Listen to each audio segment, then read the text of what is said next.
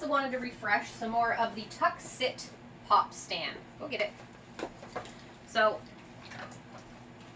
generally, we would probably start them in a stand. Touch. You can be a natural stand at first.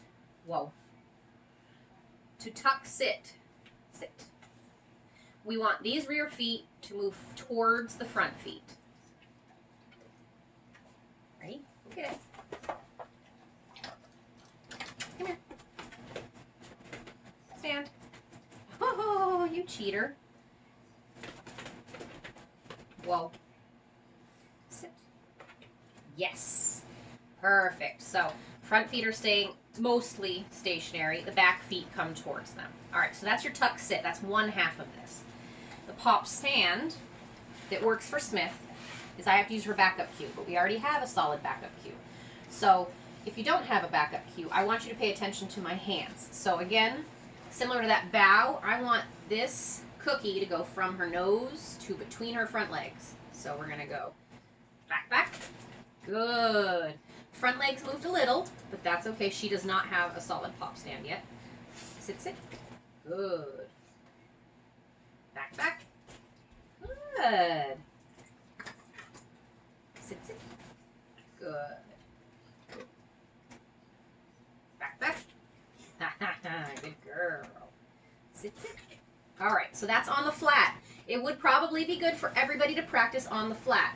Now, a couple of the dogs do better in heel position. Perfectly okay to practice it in heel position. This is actually how we taught our pop stand in rally. So, ready?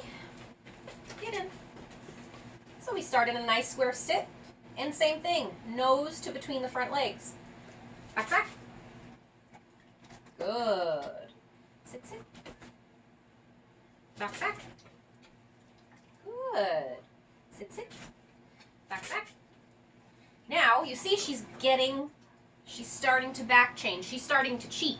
The second she sees my hand move towards the chest, she's already offering the pop stand. And that's how we gradually wean away from the hand signals. She's too smart. It's completely normal, and that's how we start to monopolize off of our basic behavior training. So that is on the flat. If you choose to use a platform, you want to make sure your dog's not worried about falling off. And again, the point of using the gravity is so that they do step off the platform. Up, sit. Most of the dogs in class are too big to do a stand on this platform. Back, back. Good. The reason we use the gravity is some dogs, let's see if she'll do it for me. Stand. Whoa. So, it's not a proper stand. Her feet, I'm just going to demonstrate. Whoa.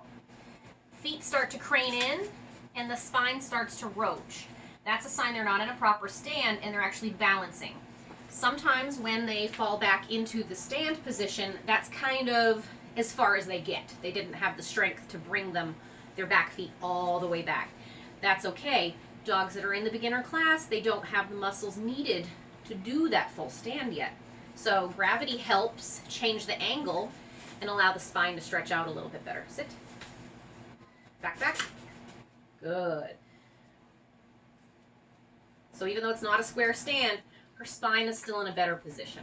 Up, sit. Now I will say, when you're on the platform, the up sit gets a little bit harder. Sit, sit. They have to have muscles to pull their feet back up onto the platform. Back, back. Good. Sit, sit. Sit, sit. Back, back. Sit, sit. Good.